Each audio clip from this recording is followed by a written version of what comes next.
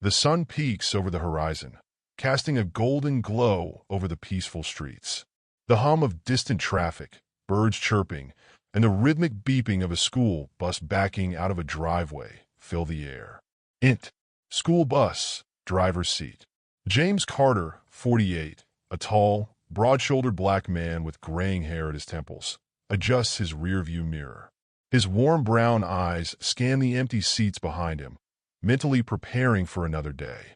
He wears a neatly pressed uniform, his ID badge clipped to his chest. A thermos of coffee sits beside him, steaming in the crisp morning air. James, to himself, "All right, let's get these kids to school safe and sound." He reaches for the radio, flipping it to his favorite gospel station. The soothing hum of a choir fills the bus. James hums along, tapping the steering wheel in rhythm. James Carter has been a school bus driver for over 20 years.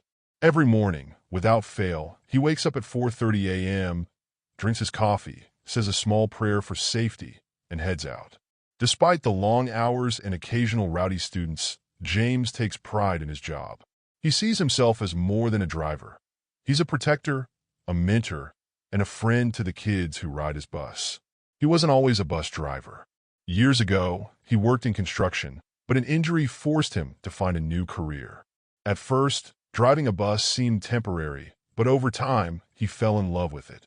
He's a man of deep faith and strong morals. Raised by a single mother, he learned early on that kindness and discipline go hand in hand. His booming voice can command silence, but his laugh is equally infectious. At home, he has a wife, Maria, 45, and 2 teenage daughters. They tease him about how seriously he takes his job, but they respect him for it. To the outside world, he's just a bus driver. To the kids, he's the safest part of their day. James checks his watch. 6 a.m. sharp. Time to roll. The bus hisses to life as he pulls out of his driveway. His first stop is just around the corner, where 2 siblings, Mark, 10, and Lisa, 8, wait in matching backpacks. James, smiling, opening the door. "Morning, Mark." "Morning, Lisa." "Ready for another great day." Mark, grinning. "Only if I get my usual seat."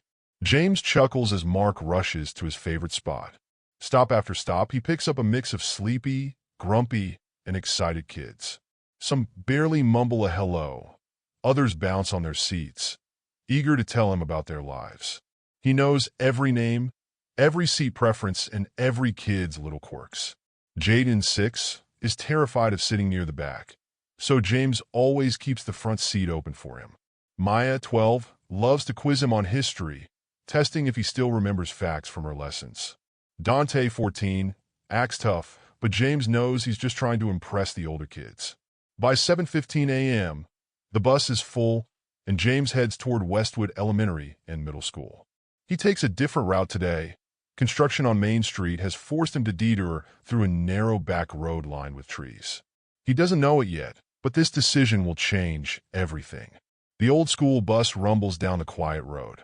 It's seen better days. Its yellow paint is faded, the seats have scribbles from years of bored students, and the dashboard is cluttered with small tokens kids have given James over the years. A tiny paper crane from Sarah, a thank you card from Marcus's mom, a faded Polaroid of last year's graduating class. They're reminders of the lives he's touched. Outside, the morning mist clings to the trees.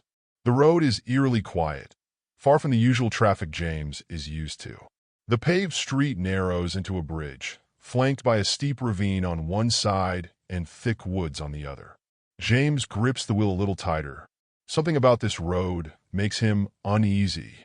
In his rearview mirror, he watches the kids laugh, chat, and swap snacks. They have no idea that danger is lurking just around the bend. Then, out of nowhere, beep, beep, beep. A flashing warning light blinks on the dashboard. Brake system error. James frowns, tapping the screen. Then, a loud snap. The bus jerks violently forward. The brake pedal goes slack under his foot. The steering wheel locks up. The kids scream as the bus picks up speed, hurtling downhill toward the bridge. James' heart pounds. Something is terribly wrong. James' hands are steady on the wheel, but his mind is racing. The bus gains speed, heading straight for the bridge. If the brakes aren't working, they're going to plunge into the ravine below. He has seconds to make a decision. Behind him, kids are crying, shouting his name, clutching their seats in terror. James has always told these kids that he'd keep them safe. Now he has to prove it. He takes a deep breath. This is it.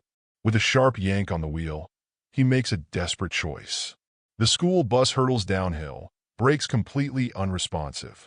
The narrow bridge looms ahead, the wooden planks barely wide enough to support the weight of the vehicle. On one side, a steep drop into a rocky ravine. On the other, dense forest with thick tree trunks.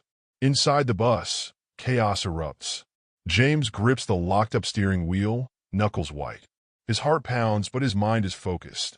Behind him, kids are screaming, clutching their seats, some sobbing in panic. Maya, 12, terrified. "Mr. Carter? What's happening?"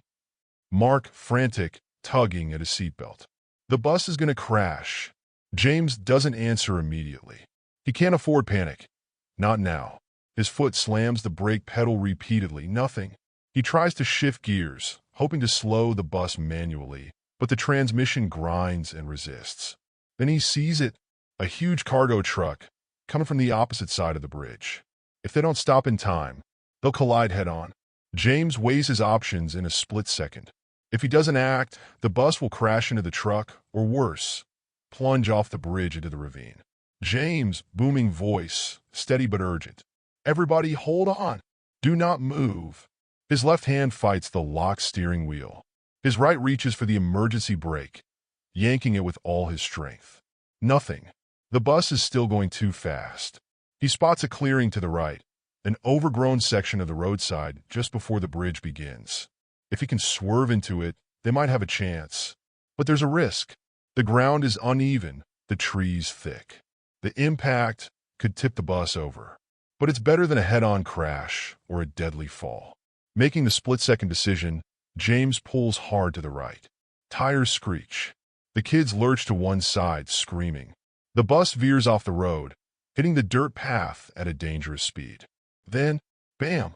The bus slams into a tree, the front windshield cracking on impact. For a moment, everything goes still. James blinks through the dust. His head pounds, his hands still gripping the wheel. For a terrifying second, he doesn't hear anything. Then, sobs, coughing, whispers. The kids are alive.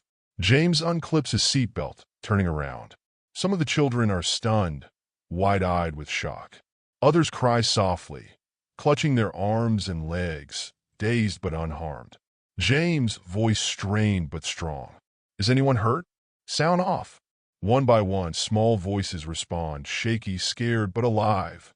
Maya clutches her friend's hand, whispering, "I think my arm hurts." Mark has a bruise on his forehead, but he's helping his little sister Lisa calm down. Jaden, the 6-year-old in the front seat, is frozen in terror. James kneels beside him, gently placing a hand on his shoulder. James softly reassuring, "Hey, buddy, we're okay. I need you to breathe with me. All right?" Jaden's chest rises and falls in uneven gasps. James demonstrates deep breaths until Jaden follows. Outside, the sound of tires skidding on pavement. The cargo truck that was on the bridge has stopped. James turns toward the windshield, watching as a man jumps out, running toward the bus. Help is coming. But James knows this isn't over yet. James reaches for the radio, his hands still shaking. James into the radio, voice controlled but urgent. "Dispatch, this is Bus 47. We've been in an accident. Requesting immediate emergency assistance on Route 9. Our brakes failed, and we've veered off-road. Kids are shaken, minor injuries, no fatalities. We need paramedics and another bus for transport." Radio static. Then a reply. "Dispatch through static, urgent tone. Copy that, Bus 47. Emergency services en route. ETA 5 minutes. Stay calm and keep everyone safe." James exhales. He turns back to the kids, forcing a reassuring smile. James, steady, comforting tone. "All right, team. Help is on the way. We're going to be just fine." Some kids nod. Others wipe their tears. But then, the smell of smoke. James' stomach drops. He turns to the dashboard. A thin wisp of smoke curls from the engine compartment. The bus is on fire. James, urgent, commanding. Everybody listen to me. We need to get off this bus. Right now. The kids' eyes widen in terror. James rushes to the emergency exit, yanks the handle. It's jammed. Outside, the man from the truck is banging on the door. Man muffled, shouting. It's leaking fuel. You have to get them out now. James knows time is running out. He has to save these kids. The school bus leans at an angle, its front end crumpled against a thick tree trunk. Smoke seeps from under the hood, curling into the air like a warning. The faint hiss of leaking fuel echoes ominously. James Carter stands at the front, his pulse hammering as he yanks at the jammed emergency exit handle. Behind him, the kids are crying, coughing from the smoke, some gripping their seats in sheer terror. Outside, the truck driver, Ethan Walker, 50s, a burly man with a weathered face, bangs on the bus doors. Ethan, urgent, muffled through the glass. The gas tank's leaking. You gotta get them out now. James already knows that. He can smell it. The acrid scent of fuel spilling onto the dirt. If a single spark ignites, the whole bus will go up in flames. James spins around, scanning the terrified faces of the children. The front exit is blocked. The emergency door won't budge.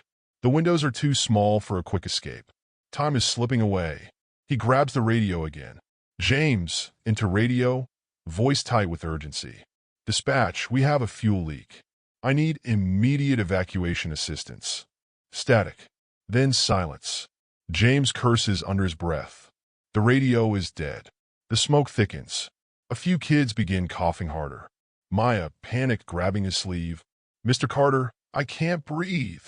James kneels beside her, placing a steady hand on her shoulder. James, calm, firm. I need you to stay with me, Maya. Deep breaths. Just like we practiced. She nods weakly, trying to focus on his voice. But James knows they don't have much time.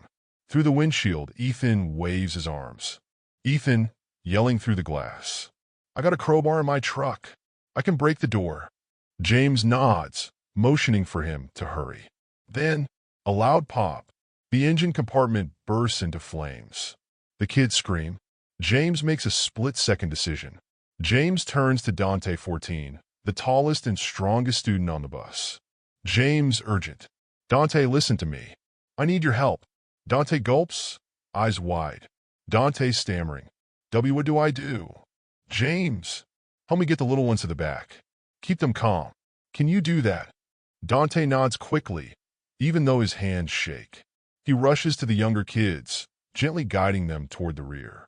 James spots Jaden, 6, still frozen in his seat, tears streaming down his cheeks. He kneels to Jaden's level, looking him directly in the eyes. James, softly reassuring. I need you to be brave, buddy. Hold my hand? Okay.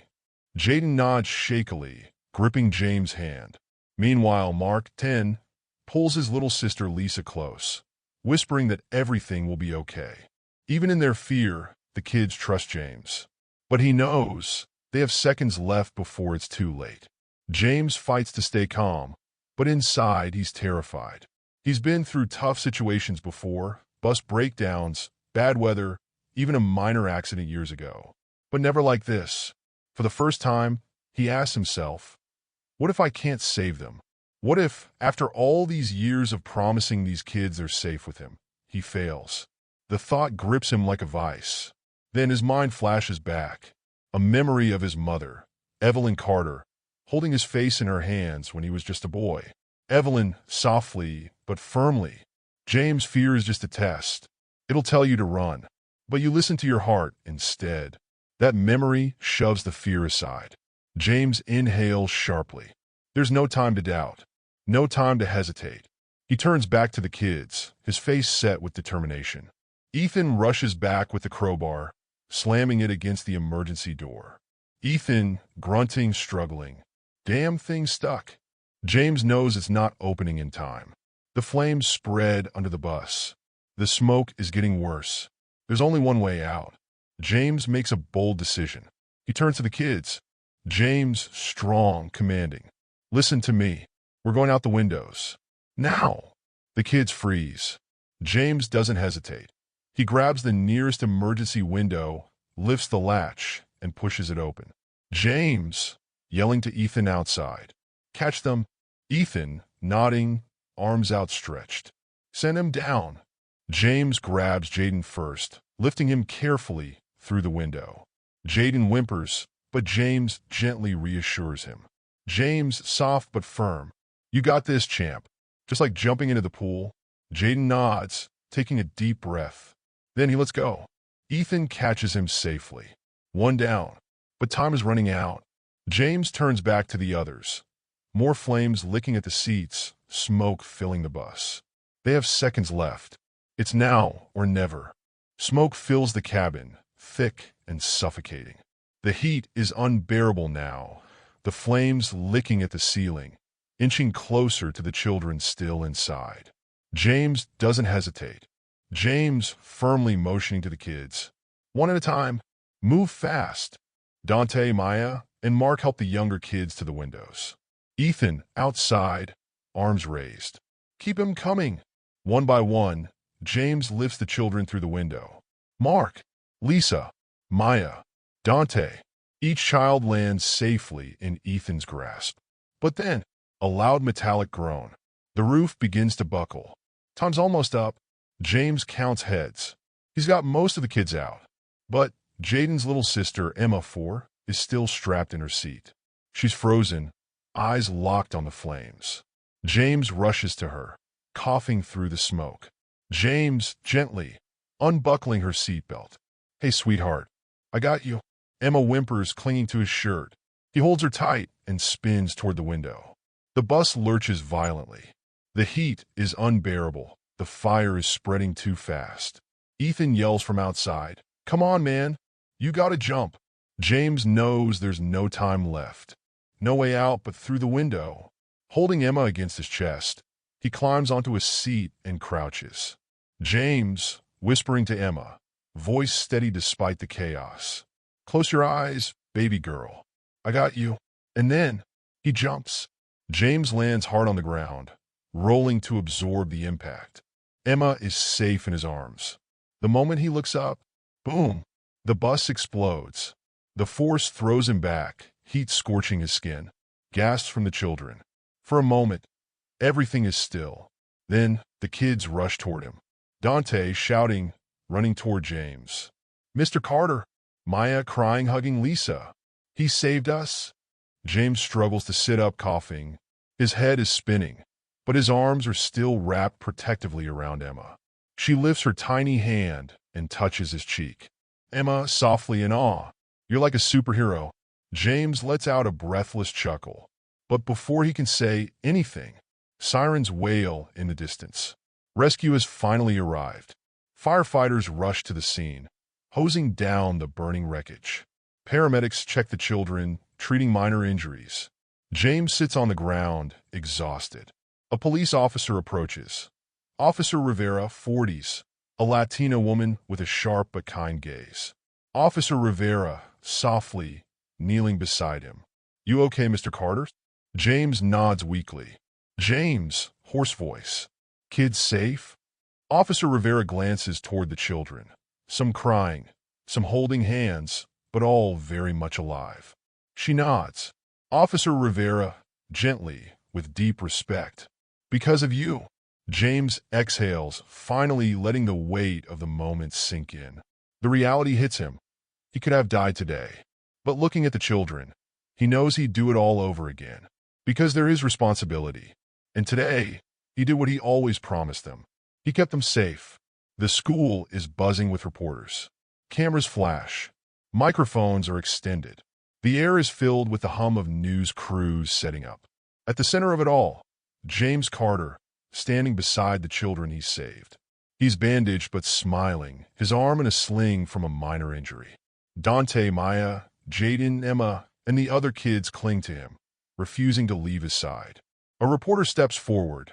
Lisa Andrews, 30s, a polished journalist holding a mic. Lisa, smiling to James, Mr. Carter, your heroic act has gone viral. People around the world are calling you a real-life hero. How does it feel? James chuckles softly, shaking his head. James, humbly glancing at the kids. I was just doing my job. The crowd erupts into applause. But James isn't focused on the cameras or the attention. Instead, he kneels in front of the children. James softly looking them in the eyes. You guys okay? Maya nods, wiping her tears. Maya, sniffling, smiling. Because of you. Jaden hugs his sister Emma tightly, whispering something in her ear. Then he looks at James and says, Jaden grinning, you saved my sister. That means you're family now. James laughs, touched. The other kids cheer in agreement. Ethan, the truck driver who helped, steps forward. Ethan gruff, nodding at James. You didn't just save them, Carter. You saved all of us that day.